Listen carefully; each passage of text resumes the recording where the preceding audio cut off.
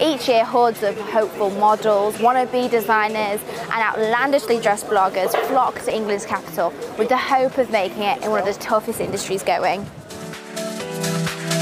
With so much competition, just getting an interview can almost be an impossible task.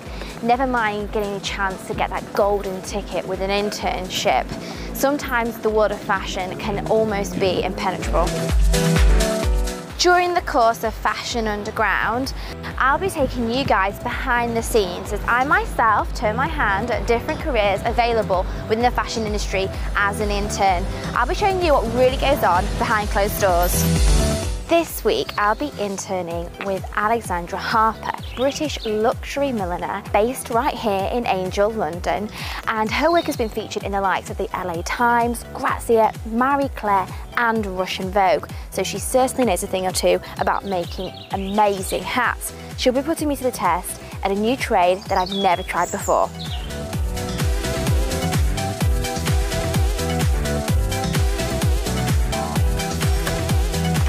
Hello. Hi, I'm Stephanie. Oh, hi, Stephanie. Hi. Come on in. Welcome to Alexandra Harper Millinery. Thanks.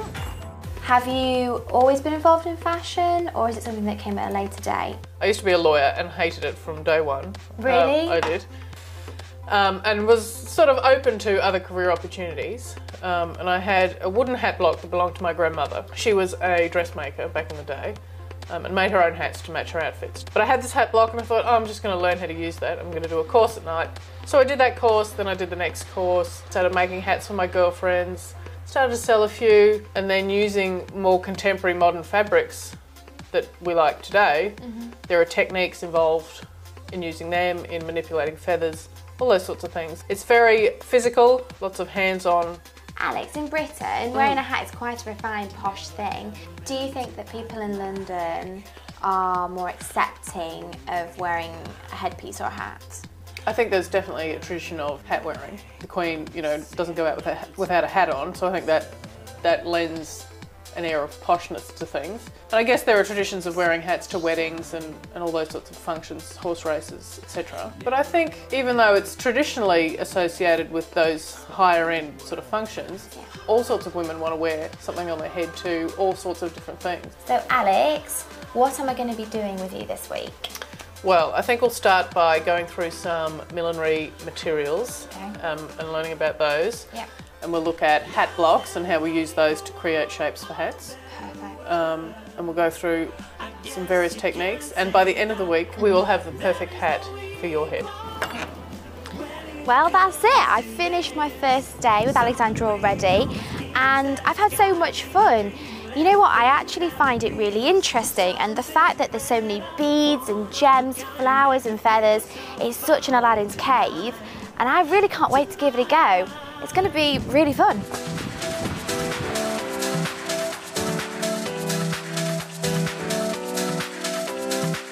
So I thought we'd start by going through some millinery materials. Right, okay. You get a good understanding of what we use on a day-to-day basis, I guess. So this is the basic fabric that goes into a lot of my hats, I would say 90%. It's something called buckram. It's essentially a cotton-based fabric that has been treated in such a way that when you wet it, you can mould it. So it's a bit like plaster when you break your arm. Add water to it, it becomes sticky and gluey, and then it dries, and it dries in the shape that it's been left in, essentially. And next, with that, we can talk about hat blocks. So we've got a huge collection of blocks. Any hat that's got a shape, be it big or small, usually comes from a hat block. Right. So they're all wooden, all different shapes, as you can see. This is your traditional trilby, often associated with men's hats. Yeah. But also for women, and a really interesting shape, and we use the top piece to create that indentation in the top. Oh, right, so you need that force on it to push to give that shape right in there. Okay. So, all different sorts of shapes. This one is particularly good. There's some horns. Horns? So these ones they make that kind of shape. This was a piece done in collaboration with Disney. Right. Based upon the Maleficent film that came out last year. You can totally see that. So it's kind of a contemporary working of Maleficent's horns. Wire is something we use all the time. So every hat will have wire in it somewhere. Right. Either to keep and retain the base shape structure or to give body or structure to the trimmings that we add. There's so much. There's so much. This is only a little bit too. Veiling is huge, very, very popular. Okay. So the whites, of course, are good for brides. Yeah. You'll see a single layer, often the brides like Okay. a layer over the face. It's very glamorous, covering the isn't eyes, it? yes. And then when you come in tomorrow, we can start looking at feathers. Fab. All right, thank you so much. And I'll see you in the morning. See you tomorrow. All right. All right. See you later. Bye. Well, it's my last day working as an intern for Alexandra Harper.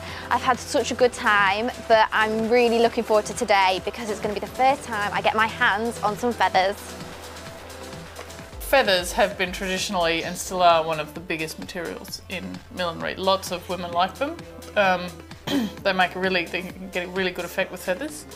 I like to use feathers that are humanely attained. So from animals we use for food and all those sorts of things. So nothing that's rare, endangered, etc. So Okay. all different birds have feathers that we use in millinery. So we can use them straight as they are, and that's often the case because they're so beautiful. So something like a pheasant feather has beautiful natural markings that sometimes you don't want to mess with. Yeah. But you can. So that's a pheasant feather that's been dyed and then curled. You can do that in all sorts of colours. It's actually also been bleached. Really? So that you get that nice sort of open effect. So that's a nice light option. Second most popular feather, I would say, is rooster or chicken. So these are all chicken feathers that are usually quite full when they're fresh. Yeah. But they are usually dealt with in one way or another. So these ones have all been stripped back. These are also chicken feathers that have been left as a whole sort of feather, and then we call it sculpted. But essentially you just can make any pattern you like. You can just play and cut and pull. So there's also peacock feathers, which of course have beautiful, beautiful colours, and that's a completely natural, untouched peacock feather. Right. But they can also be bleached, and so it takes away some of the bulk, but also gives a really interesting colour. It's something completely different, and they can be dyed in all sorts of colours. That doesn't even look like it's from the same bird. Exactly, exactly. And sometimes they don't even look like they are feathers. They can look quite plasticky sometimes, and sometimes that's a really cool look. Right. These are from turkeys, Yeah.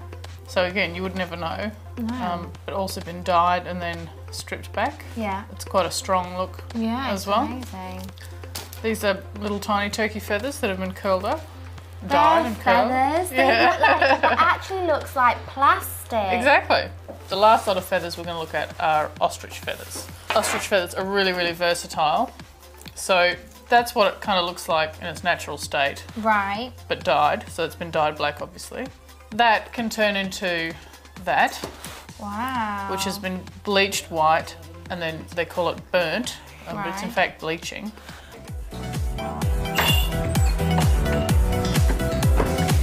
So my week as a milliner's intern has come to an end. I've had the best time ever with Alexandra Harper, and I've got my first ever hat.